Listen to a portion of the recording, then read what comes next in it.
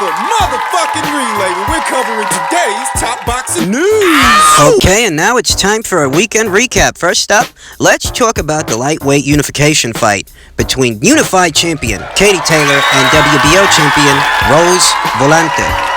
Now, this was a fight where Katie Taylor exceeded my expectations, that her performance greatly surpassed what I was expecting of her. Oh, I expected Katie to win, but it's the performance overall that knocked me off my socks. You gotta understand, Katie Taylor's got her virtues, Rose Volante's got her virtues. But ahead of the fight, the consensus, if you knew anything about both fighters, the consensus was that out of the two, Rose is the bigger puncher.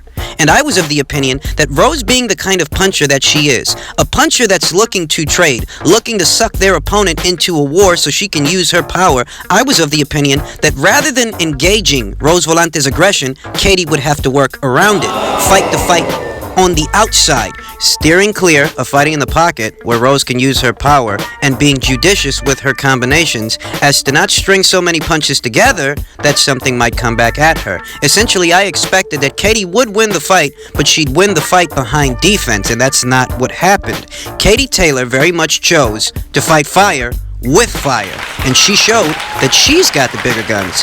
From the opening round, she scores a knockdown, which already took me by surprise. She scores a knockdown, and you can imagine how that might have affected Rose Volante, the fact that she's been put down so early in a fight, and she's accustomed to being the one putting the other girl down. Well, that's not the case. Not against Katie Taylor. It seemed to me that Katie Taylor actually relished the opportunity to fight an aggressive opponent that wasn't just going to go in there and try to survive. Try to survive like Cindy Serrano did, for example, that she wasn't mounting any kind of an offense. She was just shelling up and trying to make it out of every single round. But in terms of offense, in terms of putting up a fight, that's not what Cindy did. It seems to me that Katie Taylor relished the opportunity to fight someone that really wanted to fight back, and she used that as an opportunity to accent her offense, to showcase it to the paying public, to everybody that came out to see the fight, that not only am I going to win this fight, but I'm going to put on a show. It's amazing that Katie was able to be as offensive as she was while at the same time being defensively responsible. That yes, she's in the pocket, but due to her athletic abilities, the fact that she's got great in and out game, she was able to string together several combinations, several punches in succession, and still be able to pull back at the right time to avoid that big right hand from Rose Volante. Rose Volante, who started fading, was pretty much spent by the mid portion of the fight. That Rose Volante's gas tank, her stamina, she wasn't accustomed to fighting an opponent that can fight at this rate, at this pace. So her stamina by the mid rounds, it's greatly compromised, and her demeanor is significantly changed. At this point, she's just following Katie around and getting peppered with shots. And that the gradual decline of Rose Volante's energy reserves came at the cost of both her offense and her defense. That offensively, you can't mount any kind of offense to keep her off you. She's too quick, she's too fast, she's too agile. So you're lacking in that area. And in the defense department, you are far too tired to adequately defend yourself from this barrage of punches. She's coming at you from all these different angles. She's piecing together combinations, and there's very little that you can do about it because you're so tired and because she's pushing the pace. She's not shying away from you or your power, from the exchanges. She's not shying away from fighting you in the pocket and being in your face. She's in your face so much, you don't know what to do about it, and you're getting hammered. You're getting beaten to a pulp. That was not what I expected to see. I likened the aesthetic of this fight, what it could have looked like, to the Jessica McCaskill fight. That perhaps, given Rose Volante's aggression, her power, the sharpness of her movements, that this might be a situation where we see a more uncomfortable Katie Taylor. And that's the exact opposite of what we got. So while I might have been right to pick Katie to win, she won in far better fashion than I was expecting. Because what I was expecting was for Katie Taylor's defense to secure the victory, and it was the exact opposite. It was her offense that secured the victory, overwhelmed Rose Volante, and effectively disarmed Rose Volante. That when it came right down to it, to fighting fire with fire, Rose Volante simply didn't bring enough guns to the gun show. So I was thoroughly impressed with Katie Taylor's performance, because I was expecting her to win on points behind defense, and she won by TKO stoppage due to offense. With that, she unifies the WBO with her IBF and WBA titles. That means there's only one world title left for her to collect. And given her performance, it's hard to imagine that there is anyone, even Delphine Persoon, WBC champion Delphine Persoon, it's hard to imagine that there's anyone out there in the lightweight division that can stop Katie Taylor from becoming the undisputed champion in her weight class. So congratulations to her, and let's look out for that fight. Next up is the John O'Carroll versus Tevin Farmer IBF title fight, a fight that worked out exactly as I predicted. You know, in my prediction video, I talked about how John O'Carroll is a very persistent puncher, that this is a guy that will continue to deliver that aggression even if he's not landing. His goal seems to be to outwork and pressure his opponent, a battle of attrition. But given Tevin Farmer's ability to stay defensible whilst fighting in the pocket, it looks like a situation that he can still work around in spite of the gamesmanship and the volume punching of John O'Carroll. And, you know, defensive fighters tend to get a bad rap when it comes to crowd pleasing. You gotta understand that a lot of guys out there that have the hit and not get hit mentality, they don't always make for the most exciting fights. Whereas Tevin Farmer is a defensively minded fighter that still knows how to put on a show. He's not depriving John O'Carroll of any opportunities to throw any punches, you understand. Tevin Farmer is not fighting this fight from the outside, looking to completely defuse his opponent's aggression altogether. No, he's right there in the pocket, right in front of the guy, and he is still making him miss and making him pay. In the heat of the scuffle, as the punches are being thrown, the untrained eye might think that John O'Carroll is really, getting to Tevin Farmer. But most of John O'Carroll's punches are landing on Tevin Farmer's arms, or they're being rolled off the shoulder and countered. And this was a fight with a very pleasing aesthetic, because you are getting an action fight whilst at the same time seeing some very high-level defense from Tevin Farmer. Do realize something. John O'Carroll went out there and threw like 1,000 punches, okay? 1,000. 1,000. And in spite of John O'Carroll's volume punching, going out there and throwing that many punches, if you looked at Tevin Farmer post-fight, he didn't look like he was in there with a guy that was throwing 1,000 punches. That's due to his defense, his elite-level defense. The kind of defense that makes for an exciting fight without depriving the paying public, without depriving the audience of all the action. You got different types of defensive fighters. You got outside fighters that maybe they want to fight a slower kind of fight. They don't actually want to be within proximity of their opponent, in the line of fire, fighting a fight that, some people might not be too excited about. There are those kinds of fighters, but then you have fighters like Tevin Farmer, that they're just as defensive as the next guy, but they still put on an aesthetically pleasing fight because they're using their defensive prowess within the line of fire, in the pocket, where it counts the most and where your offense can come into play. Counter shots. That way, there are actually punches being thrown. There actually is some action. So you get the defense, you get the offense, you get a good fight. I think both guys gave a very good account of themselves. I think Tevin Farmer gave a good account of himself, and I also think John O'Carroll gave a very good account of himself. It being that work rate, you put this guy in there with just about anybody, and from here on out, people know what he's capable of. They know what kind of gas tank he's got. You put this guy in there with just about anybody, and you're going to get an action fight, and I think that's going to lend itself towards what kind of future fights he can land.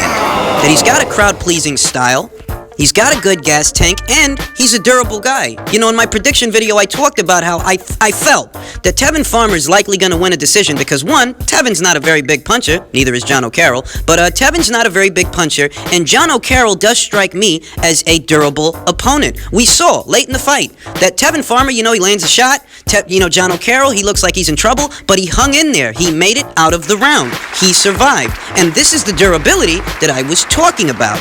So I'll say that the fight was an aesthetically pleasing fight. It very much lived up to my expectations. It worked out exactly as I predicted, and my hat goes off to Tevin Farmer for not only being able to successfully defend his world title, but also put on a crowd-pleasing performance in the process. That's something that not every defensive fighter can do. But, he pulled it off, and my hat goes off to John O'Carroll for going out there and, doing the business. Both guys put on an entertaining fight, and I look forward to seeing more from both guys.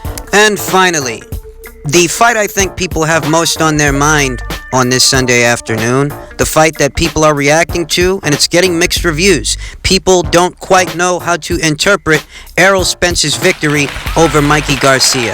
The differences between what people are saying are night and day. There are people out there that are trying to decorate this victory as if it's some kind of big deal, that a very big welterweight of generous proportions put on a dominant showing against a lightweight. A lightweight who'd never fought at welterweight before. He's supposed to do that. Then there are other people who, they look at it for what it is.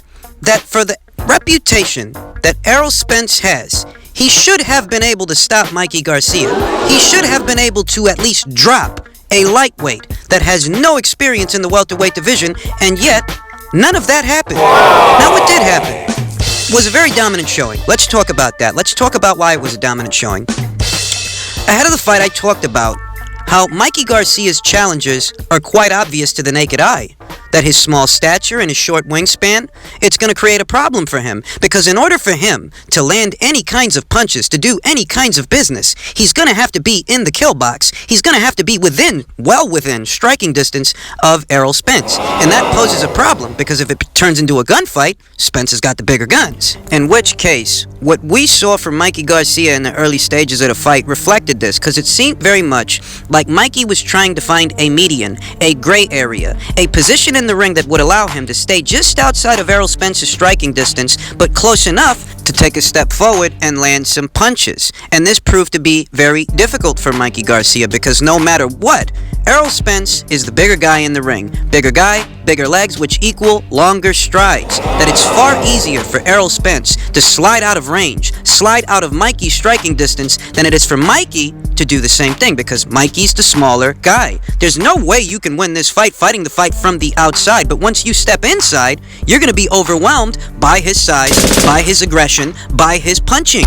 So it was a compromising situation overall. The aesthetic of the fight, round by round, was very much what I was anticipating, except for one thing. You know, I picked Mikey Garcia to lose this thing. From the moment this fight became a talking point, I have made it crystal clear that Mikey Garcia taking this fight is a bad idea, and he's in over his head, and I don't think he knows what he's walking into. I've made that clear from the very beginning. And the dominant showing that Errol Spence put on reflects that, but it reflects only a part of that. You see, I'm of the opinion that this was an underwhelming performance by Errol Spence. Let's call it what it is. Ahead of the fight, Errol Spence made it very clear that he intended to knock out Mikey Garcia, that is what he meant to do. You look at the actual fight, you look at the number of punches he threw something like 1,000 punches. Many of those punches actually connected. Many of those punches actually landed on a lightweight that has virtually no experience, no body of work as a welterweight, and yet this lightweight went the distance. And given the fact that Mikey Garcia didn't win a single round, I didn't give Garcia a single round in this fight. This was a complete shutout by Errol Spence. But the fact that it was a shutout, the fact that Errol Spence is quite visibly the bigger guy, and he's pitching a shutout against Mikey Garcia. Mikey couldn't get anything going. The fact that Errol is throwing this barrage of punches on a lightweight, and yet he doesn't score so much as a knockdown. You don't have to question if the punches were landing, and you don't have to question if Errol was intending to knock the guy out. He said he intended to knock the guy out before the fight, and we see how he looked in the fight. His landing punches. And the fact that he couldn't knock out, or at least knock down, a lightweight reflects poorly on Errol Spence. That your power is not as advertised, and you are not every inch the boogeyman that people make you out to be. Because what kind of boogeyman has a lightweight who jumps up 2 weight classes to fight him, go the distance, and actually hear the final bell? We've seen other fighters in this situation. We've seen plenty of other fighters in this situation. We saw Kell Brook jump up 2 weight classes for Gennady Golovkin, and we saw Brook get stopped in 5 rounds. By Gennady Golovkin. We didn't see the judges scoring Brook versus Golovkin. The same applies to Amir Khan and Canelo Alvarez. We saw Amir Khan, jump up there, get his ass knocked out in 6 rounds. We saw Guillermo Rigondeaux jump up there. From 122. Jump up 2 weight classes for Vasyl Lomachenko and ultimately retire in his own corner because he couldn't take anymore. So we've seen this situation many times already in recent memory. A smaller fighter jumping up 2 weight classes and biting off more than he could chew. And out of all these examples, the low guy got stopped. Brook versus Golovkin, Khan versus Canelo, Rigo versus Loma. The low guy got stopped. Mikey versus Spence. Out of all these examples, Spence is the only guy that didn't stop the little man. So how does that reflect on him? And just what level of mediocrity am I expected to be praising here? I mean, what level of mediocrity am I supposed to be giving Errol Spence credit for? Seriously. That a welterweight dominated a lightweight? Well, I mean, if I'm supposed to praise him for that, should I get a pat on the back and a ticker tape parade whenever I wipe my own ass? Because those are two things that are supposed to happen. Those are two things that you're supposed to do. You're supposed to be able to do that. There's nothing monumental about it. It's not some great achievement.